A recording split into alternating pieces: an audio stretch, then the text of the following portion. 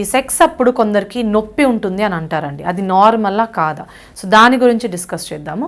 So what is happening is, మామూలుగా కొత్తగా పెళ్ళైన వాళ్ళకి ఫస్ట్ టైం సెక్స్ అప్పుడు ఏమన్నా మైల్డ్ డిస్కంఫర్ట్ ఉండొచ్చు కానీ పెయిన్ ఉండదండి.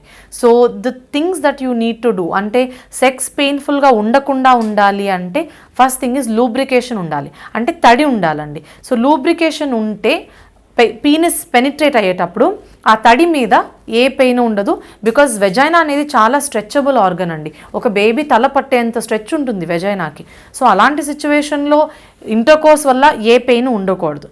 సో మామూలుగా వెట్నెస్ వచ్చిందాకా ఆగాలి. వెట్నెస్ వచ్చాక పెనిట్రేషన్, పీనిస్ అప్పుడు పెనిట్రేషన్ ఉంటే అప్పుడు ఏ ట్రబుల్ ఉండదు, పెయిన్ కూడా ఉండదు.